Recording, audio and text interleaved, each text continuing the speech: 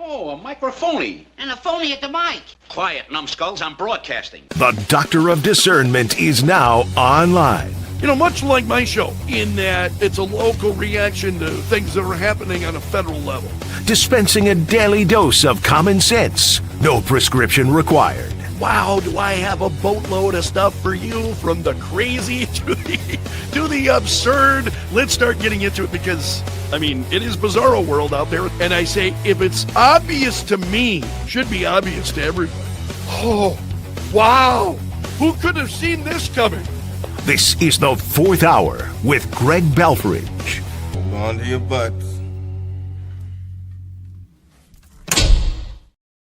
Broadcasting from my basement bunker beneath Kello Radio. Welcome to the Fourth Hour. It is great to have you along. Let's go over to Minnesota. There's a story from Minnesota.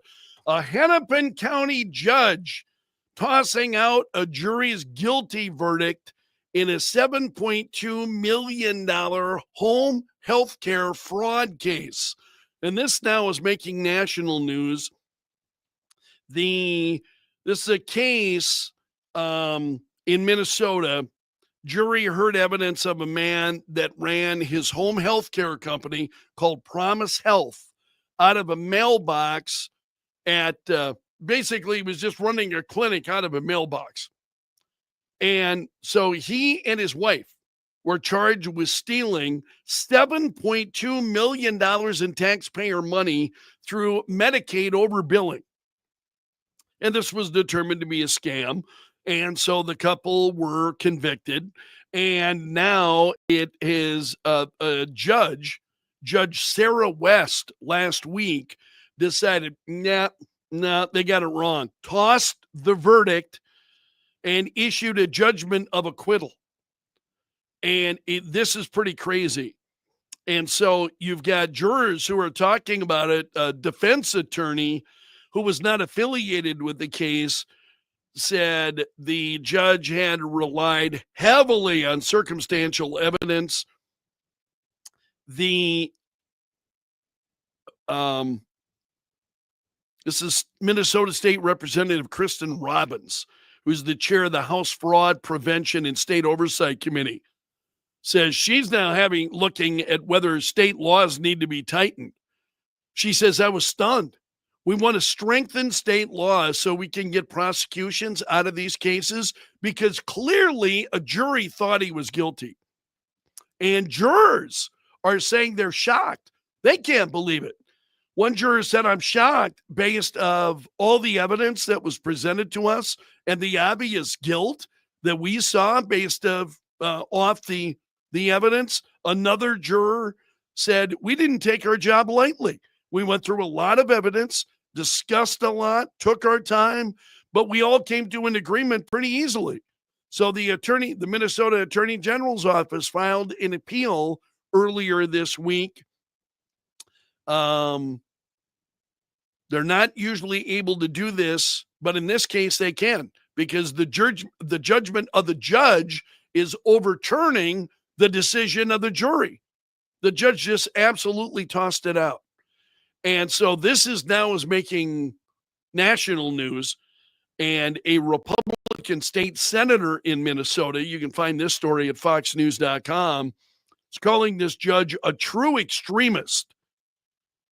Let me get down to his comments. Most of this I've already shared with you.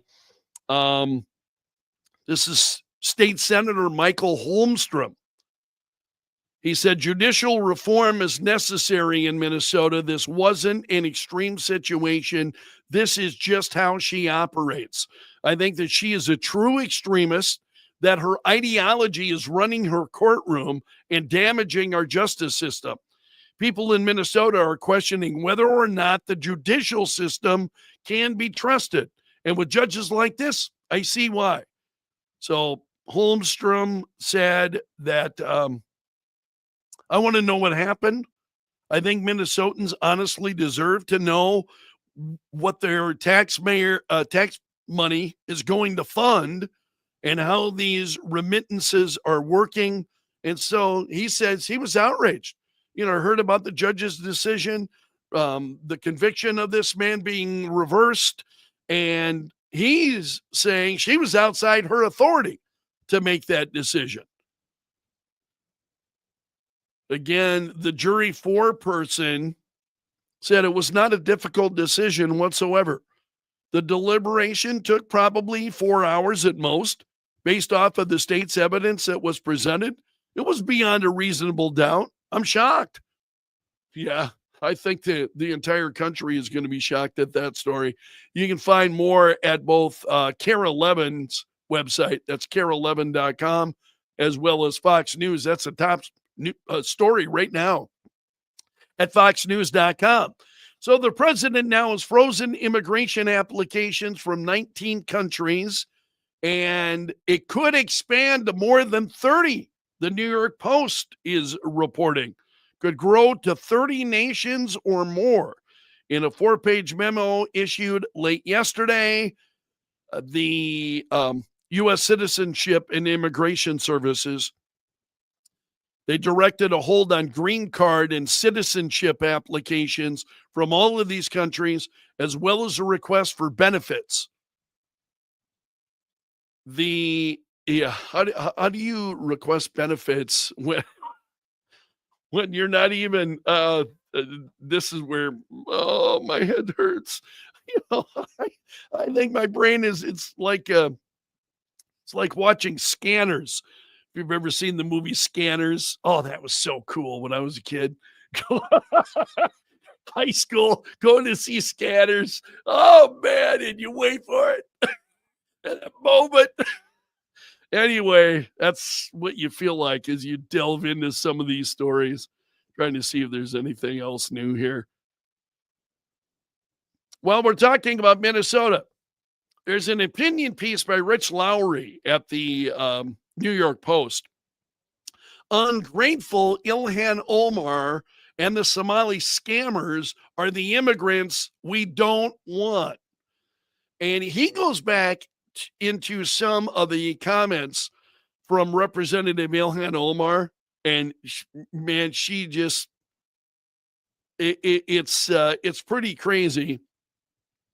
And Lowry writes, in Omar's version, then this was according to a Washington Post profile from a few years ago. Excuse me. America was not the big-hearted country that saved her from a brutal war and a bleak refugee camp. It wasn't a meritocracy that helped her attend college or vaulted her into Congress. Instead, it was the country that failed to live up to its founding ideals, a place that had disappointed her and so many immigrants, refugees, and minorities like her. And so Lowry says, it's not just that she came here with nothing and is now a person with prestige. She's a member of Congress, after all. He says he gets into this scheme from years ago to marry her brother. Excuse me. And again, that was done for fraudulent purposes. She denies that the man she briefly married was her brother, but she's never been able, Lowry says, to rebut the charges. And he says, and he goes on at length talking about it, what we see going on, and he says, obviously native-born Americans commit graft too. But the Minnesota crimes are especially galling, coming from a group of people whom we did a favor to allow into the United States in the first place. He said the crux of the matter is that U.S. immigration policy should be about serving our national interest rather than the interests of immigrants. Amen to that. I totally agree. Immigration policy should be about serving the national interest, not about people who want to come and rip off America and scam. And it's just incredible what we've seen in Minnesota. We should select as carefully as possible newcomers who want to embrace America and are willing and able to thrive in an adopted homeland that they love. That love is nowhere on the part of a lot of these people. And that's for somebody like me, that's just a kid from the plains, just a Sioux Falls, South Dakota kid, and the way that I look at that, and you have people coming into the country and they think, again, I have a really hard time. You come into the country, oh, what a disappointment. Oh, you're so far away from the ideals of the country. This is just such a broken country. Well, then get the hell out. Don't let the door hit you on the way out. Get out. Go somewhere else. I mean, that's it. That to me is just so obvious. We have a country here that's taking in people. Oh, she is just too much. Rich Lowry is right on target. I mentioned this story on the air this morning, right near the end of the program. BBC's got a story. Australia banning social media for kids under the age of 16. And let's see what the BBC is saying. This will go into effect on the 10th of December. Those who were under 16 years old in Australia will be banned from using social media services, TikTok. Oh, that's going to make the TikTok crowd go nuts. As if they're not already. TikTok, X, Facebook, Instagram, YouTube, Snapchat, Threads. They will not be able to set up new accounts. Existing profiles must be deactivated. So the ban is the first of its kind. And the BBC says this is being watched closely by other countries. Government says it will reduce the negative impact of social media's design features that encourage young people to spend more time on screens while also serving up content that can harm their health and well-being. I don't think there's any question about that the more time that you spend on social media, says the guy who spends time on social media. That's, I understand. But I'm also not a kid. I'm 62 years old. It's a little bit different. It does have an impact on kids. It really does. The more we learn about social media. So Australia will be banning social media later this month for kids under 16 years old. And it'll be interesting, at least to me, to see as to whether or not other countries follow in the footsteps of what they're doing.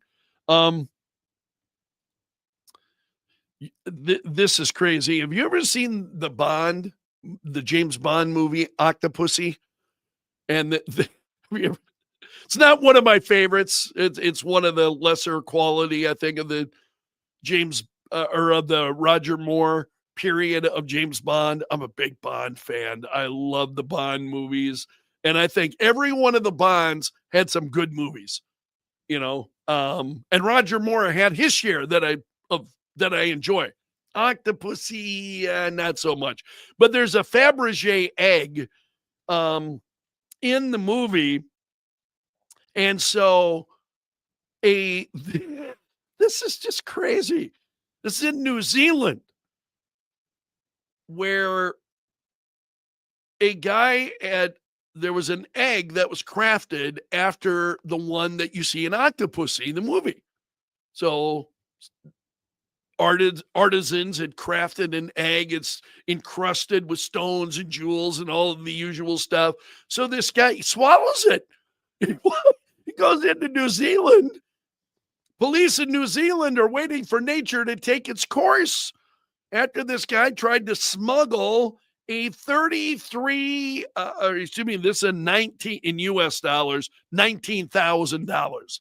$19,000 pendant out of a jewelry store by swallowing it.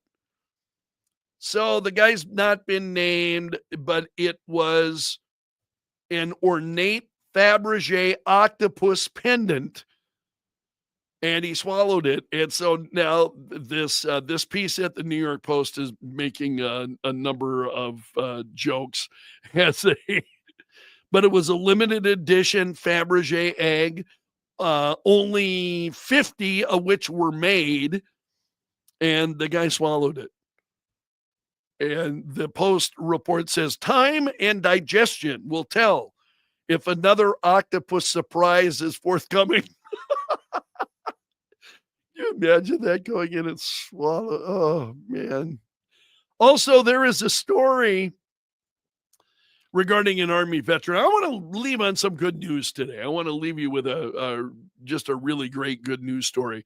It's an 88-year-old Army veteran, Ed Bombas, and he lost his pension working full-time at a supermarket. And the internet rallied to raise more than $1 million for this. So he was talking about it. I don't know where he was sharing this story, probably on he's sharing it on social media someplace. I don't know if it was TikTok. The Instagram. He had a video post on Instagram revealing why he's working 5 days a week, local grocery store to help pay his bills. And he lost his pension 13 years ago, forced to work 40 hours a week, despite his age. Again, he's 88 years old. And he said, I retired from General Motors in 99. In 2012, they went bankrupt and they took my pension away from me, he says. And he said, he was comfortable in his retirement. He had a home, doing well, and around this time his wife fell ill, and he's left with nothing. He said the thing that hurt me most was when my wife was really sick, and when they took the pension, they also took the health care coverage and all but $10,000 of my life insurance. And he's sharing this story. He's fighting tears, you can imagine. And his wife had passed away 7 years ago, sadly. And so he's been working at the age of 88, trying to reestablish himself. And so people came through. Someone had given him a $400 tip to help him out, opening up a GoFundMe that as of this morning has raised over $1.18 million. And he said it came out of the clear blue. I truly mean that, he says. So fundraiser, $1.1 million. Pretty incredible. At 88, he's been working 5 days a week without his pension, everything gone, and GoFundMe coming through for him.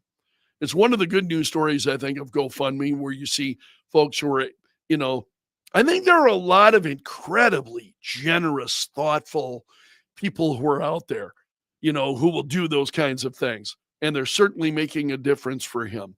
All right, I'm going to leave it there today. You have made it to the end of the video. Thank you. So you are part of my gallery of champions. Special salute to the Bunker Brigade, my team that's here each and every day. I appreciate all of you. So until tomorrow, my friend, I'm underground and gone.